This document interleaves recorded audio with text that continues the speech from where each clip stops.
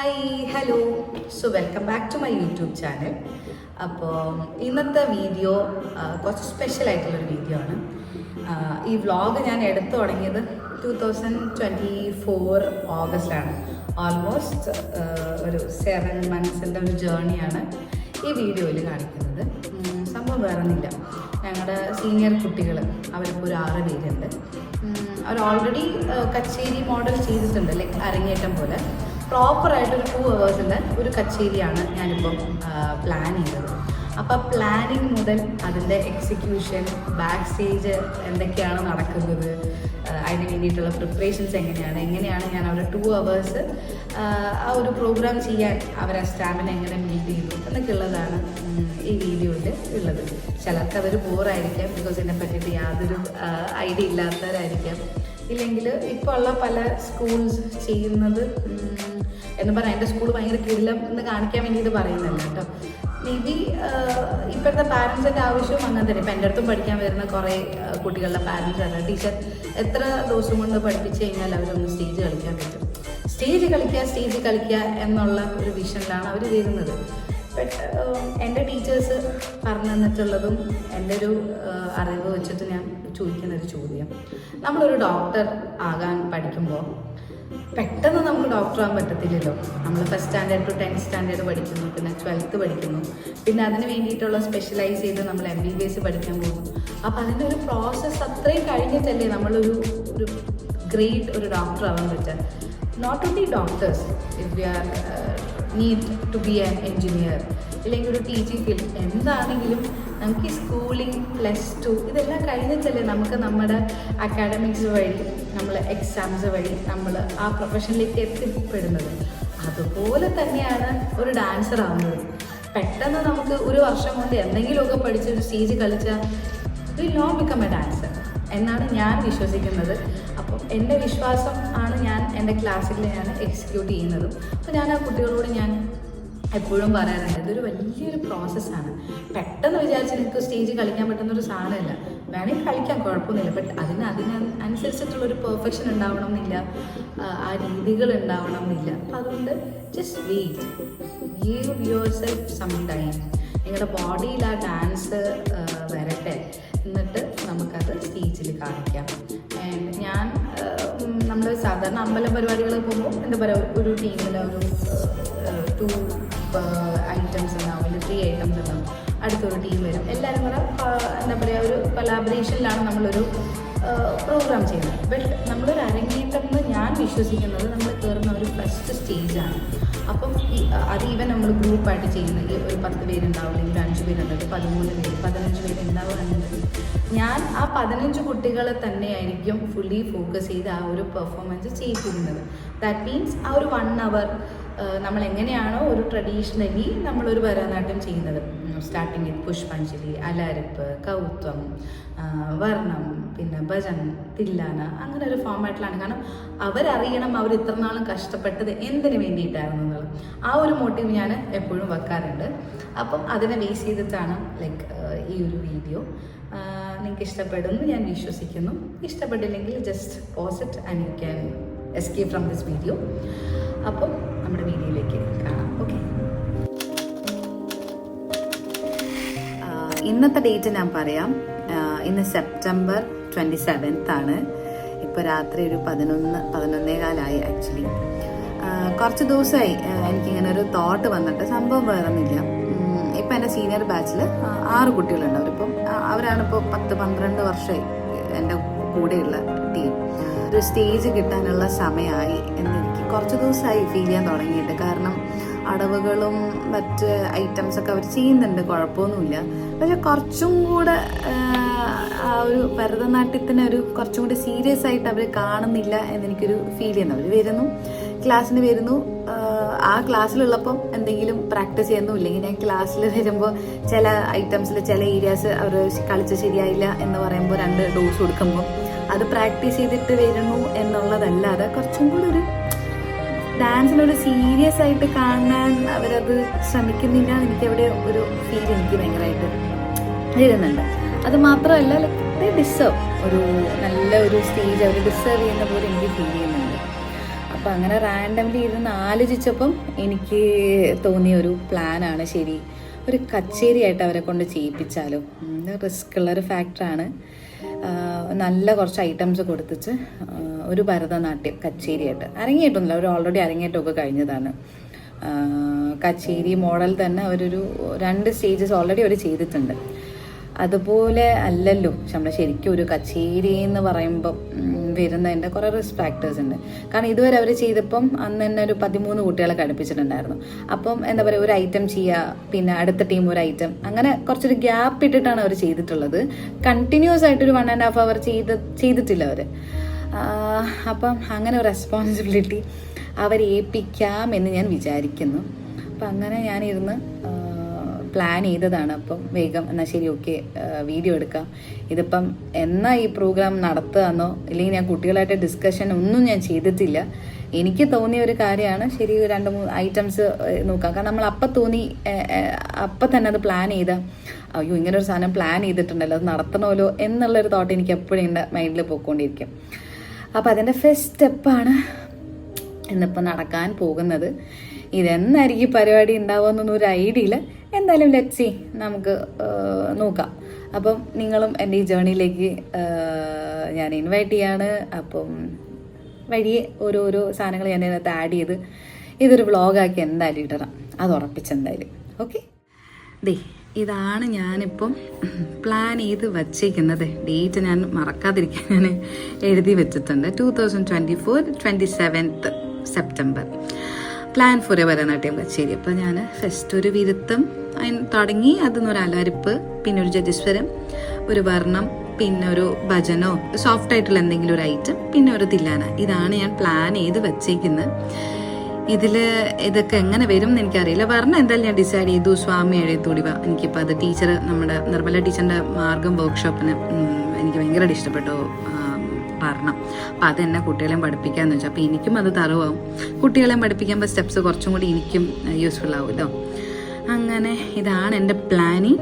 Let's see ഇതെങ്ങനെ പോകും എന്നുള്ളത്. ഓക്കെ, അപ്പോൾ ബാക്കി വീഡിയോ ഇതിൻ്റെ കൂടെ നമുക്ക് അപ്ലോഡ് ചെയ്ത് കാണാം. ഹായ്, അപ്പോൾ ഇന്നത്തെ ഡേറ്റ് October 12th ആണ്, നമ്മുടെ നവരാത്രി ദിവസം. അപ്പോൾ രാവിലെ മുതലേ ഞാൻ നല്ല തിരക്കായിരുന്നു. ഇപ്പോഴും നല്ല വേർതിരിക്കേണ്ടത്, വേറെ എല്ലാം ഇവരെയും ടീച്ചറിൻ്റെ ക്ലാസ് ഉണ്ടായിരുന്നു. ഇപ്പോൾ കഴിഞ്ഞതേ ഉള്ളൂ. അപ്പോഴാണ് ഞാൻ ഓർത്തത് ഇന്നത്തെ അപ്ഡേറ്റ് ഇട്ടില്ലല്ലോ എന്നുള്ളത്. അപ്പോൾ ഞാൻ കുട്ടികളോട് ജസ്റ്റ് ഒന്ന് അവതരിപ്പിച്ചു, ഭയങ്കര ഡീറ്റെയിൽ ആയിട്ടൊന്നുമല്ല. കാരണം ഇപ്പോഴേ ഓരോന്ന് പറഞ്ഞ് പേടിപ്പിക്കണ്ടെന്ന് വിചാരിച്ചു. അത് ഒന്നാമത്തെ കാര്യം. പിന്നെ വേറൊരു ഇമ്പോർട്ടൻ്റ് കാര്യം, ഞാൻ പ്ലാൻ ചെയ്യുന്ന പോലെ ഇത് നടക്കില്ലോ എന്നൊന്നും അറിയത്തില്ല. അവർക്ക് അത്രയ്ക്കുള്ളൊരു സ്റ്റാമിന ഉണ്ടാവും. ഞാൻ ഓവറായിട്ട് തുമ്പിയെ കൊണ്ട് കല്ലെടുപ്പിക്കുന്ന ഒരു സ്റ്റേജ് ആയിരിക്കുമോ ഒന്നും അറിയത്തില്ലല്ലോ. അപ്പോൾ ജസ്റ്റ് അവരോടൊന്നൊരു ഇൻഫർമേഷൻ പോലെ ഒന്ന് പറഞ്ഞു. ഞാൻ എൻ്റെ മൈൻഡിൽ പ്ലാൻ ചെയ്തിരിക്കുന്ന ടിൽ ജാൻ വരെ നോക്കാം സെറ്റാവോ ഇല്ലയോ എന്നുള്ളത്. അപ്പം ഞാൻ ഒരു പ്ലാൻ ചെയ്ത് വെച്ചിട്ടുണ്ട്, ഇത്രയും ദിവസത്തിനുള്ളിൽ ഇന്ന ഐറ്റംസ് തീർക്കണം എന്നുള്ളത്. അപ്പം ഓൾറെഡി അവർ അലാരിപ്പ് പഠിച്ചിട്ടുണ്ട്, പിന്നെ ജതിസ്വരവും പഠിച്ചിട്ടുണ്ട്, പിന്നെ തില്ലാനയും പഠിച്ചിട്ടുണ്ട്. അപ്പോൾ അതൊന്ന് ബ്രഷ് ചെയ്ത് പോയാൽ മതി. കുറച്ച് ഫൈൻ ട്യൂൺ ചെയ്യണം.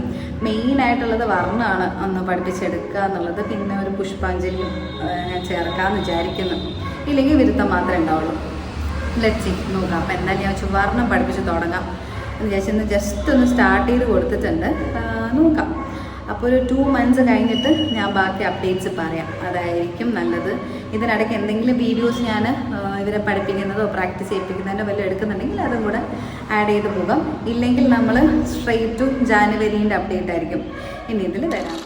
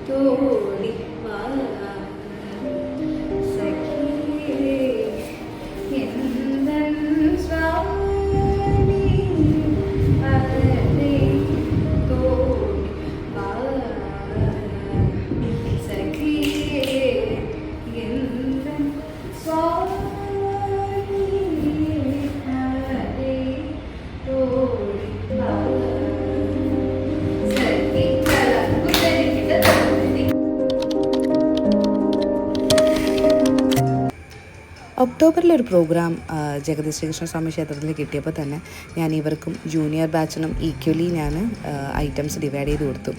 എന്തായാലും നമ്മൾ ഒരു കച്ചേരി ചെയ്യാനായിട്ട് കുട്ടികളെ ഡിസ്കസ് ചെയ്തു. നമ്മൾ അതിൻ്റെ പ്രാക്ടീസൊക്കെ സ്റ്റാർട്ടും ചെയ്തിട്ടുണ്ടായി. അപ്പം ഇവരുടെ ഒരു സ്റ്റാമിന ബിൽഡ് ചെയ്യാൻ it will be help for them. അങ്ങനെ ജൂനിയർ ബാച്ച് കുട്ടികളും നല്ല അടിപൊളിയായിട്ട് അവർ സ്റ്റേജിൽ പെർഫോം ചെയ്തിട്ടുണ്ടായി. എക്സ്പ്രഷൻസൊക്കെ അവരും കുറച്ച് നല്ല രീതിയിൽ ഇമ്പ്രൂവ് ആവുന്നുണ്ടായിരുന്നു. അപ്പം അവർക്കും അതൊരു രസമാണ് സീനിയർ ബാച്ചിൻ്റെ കൂടെ സ്റ്റേജ് ഷെയർ ചെയ്യുക എന്നുള്ളത്. ദെൻ സീനിയർ ബാച്ച് ലാസ്റ്റിൽ ഒരു തില്ലാന ചെയ്തിട്ടാണ് അന്നത്തെ പ്രോഗ്രാം അവസാനിപ്പിച്ചത് കേട്ടോ.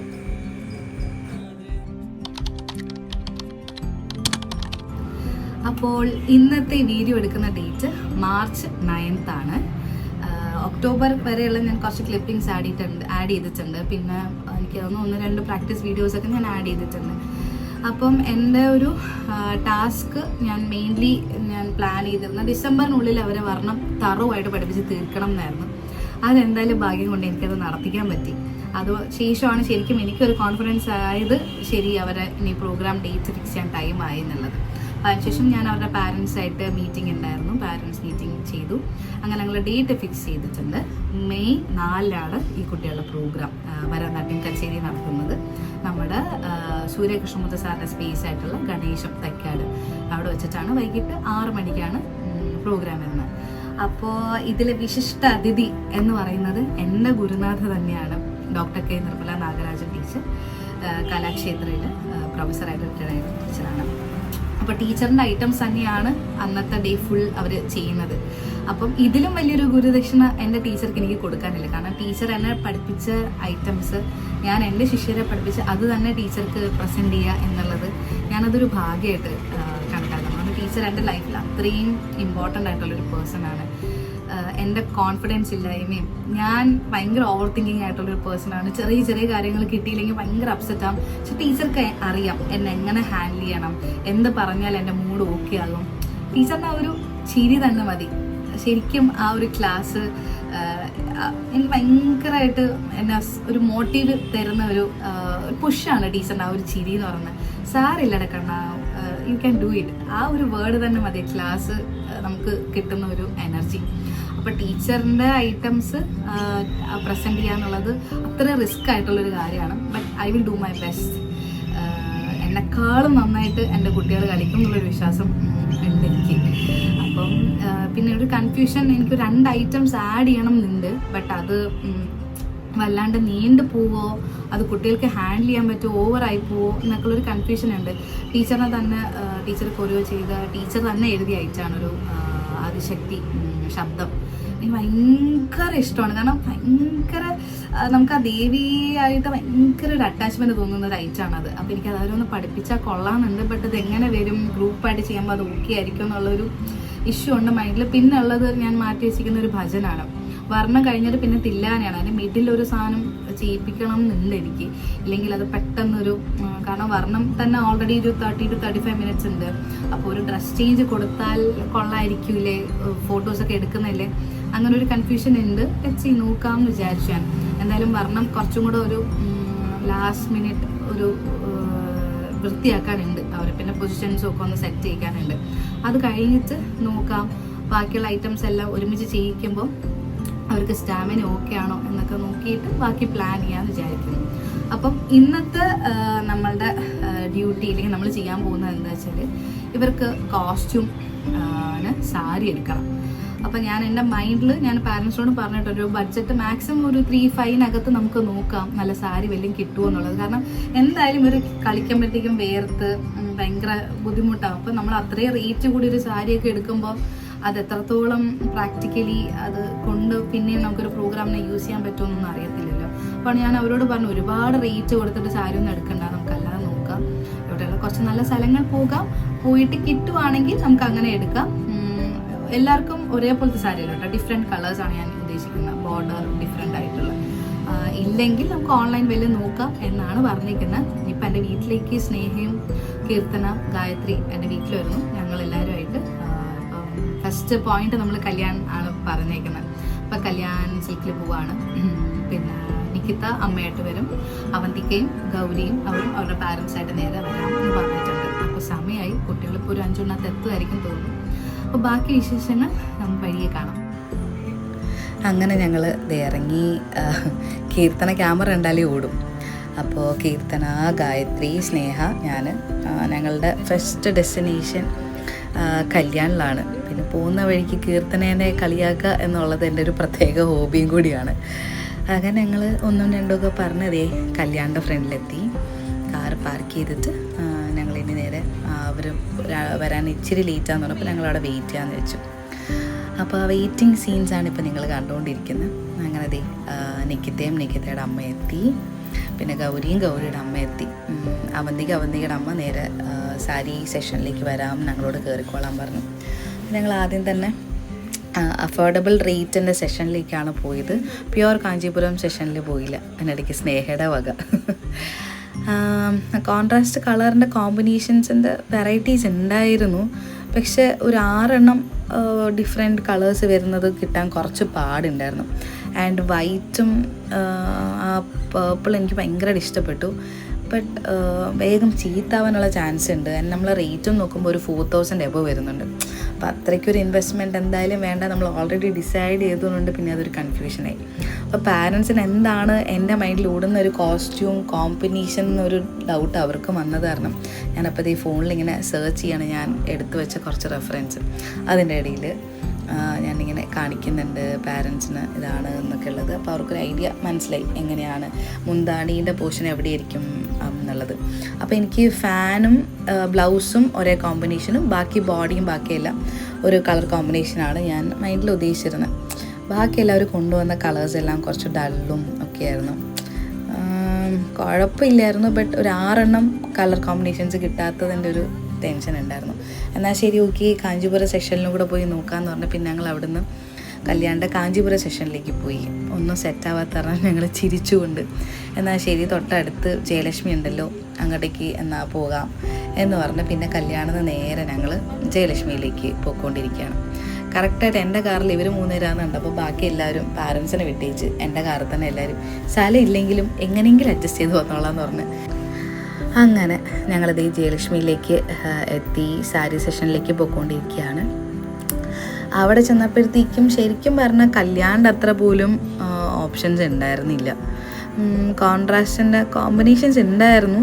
ഒന്നുകിൽ അങ്ങ് അറ്റത്തെ റേറ്റ് ഒരു 10,000 റേഞ്ചൊക്കെ വരുന്നുണ്ട്, ഇല്ലെങ്കിൽ വരുന്ന പ്ലെയിൻ ആണ് വരുന്നത്. എനിക്ക് ബോഡി ആക്ച്വലി പ്ലെയിൻ വേണം. അപ്പോൾ ബോഡിയിൽ ഞാൻ ഉദ്ദേശിക്കുന്നതിലും ഡിസൈൻസ് വരുമ്പോഴത്തേക്കും അത് ഭയങ്കര ഓവറായിപ്പോവും. അപ്പോൾ എനിക്കത് അങ്ങോട്ട് പറ്റുന്നുണ്ടായിരുന്നില്ല. പിന്നെ ഒരു നോർമൽ ഒരു അതായത് ബ്ലാക്കിൽ ആ ബ്ലാക്ക് ബോർഡർ തന്നെ വരുന്ന അങ്ങനത്തേക്ക് ഉണ്ടായിരുന്നുള്ളൂ. ഇങ്ങനെ ഭയങ്കരമായിട്ട് നോക്കുന്നുണ്ട്, ബട്ട് ഒന്നും അങ്ങോട്ട് ഇഷ്ടപ്പെടുന്നില്ല.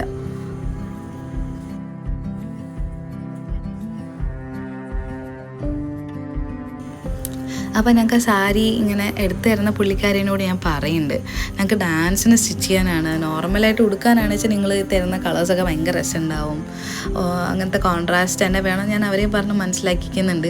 എനിക്ക് എൻ്റെ മുഖത്തുള്ള ഒരു ടെൻഷനും ഇറിറ്റേഷനും കാണുമ്പോൾ മനസ്സിലാവുന്നുണ്ടല്ലോ അല്ലേ, ഞാൻ വിചാരിച്ചൊരു കോമ്പിനേഷൻ കിട്ടുന്നില്ല എന്നുള്ളത്. അങ്ങനെ അത് ഈ ഇട്ട റെഡ് എനിക്ക് കുഴപ്പമില്ല, ബോഡിയൊക്കെ പ്ലെയിനാണ്.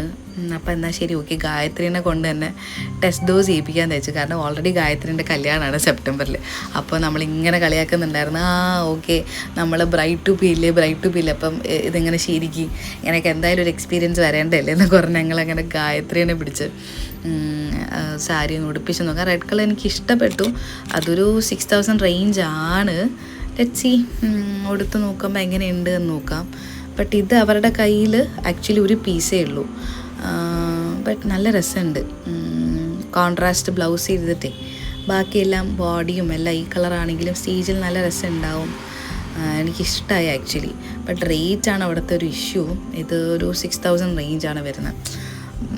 അതോ ഇനി നല്ല സാരി നോക്കണമെങ്കിൽ ആ റേഞ്ച് പോകണോ എന്നുള്ളത് അറിയില്ല. പക്ഷെ പാരൻസിന് എല്ലാവർക്കും ഇഷ്ടമായി ഈ ഒരു കളർ കോമ്പിനേഷൻ. അതിനിടയ്ക്ക് ഇവരുടെ വക ഓണത്തിനിടയിൽ പുട്ട് കച്ചവടം പോലെ അവന്തികയുടെയൊക്കെ എക്സ്പ്രഷൻസിൻ്റെ ഒരു വീഡിയോസാണിത്. അങ്ങനെ ഞങ്ങൾ അവിടെ സെറ്റാവാത്ത കാരണം വീട് പോത്തീസിലേക്ക് വന്നു. പോത്തീസിൽ അടുത്ത് തന്നെയാണല്ലോ, പോത്തീസിൽ കിട്ടുമോ നോക്കാമെന്ന് പറഞ്ഞിട്ട് അവിടത്തെയും സാരി സെക്ഷനിലേക്ക് ഞങ്ങൾ വന്ന് ഇങ്ങനെ സെർച്ച് ചെയ്യാൻ വരികയാണ്. ബട്ട് പോത്തീസിലൊന്നും സെറ്റായില്ല. അങ്ങനെ ഇന്നത്തെ ഞങ്ങളുടെ പ്ലാൻ ഡ്രോപ്പായി.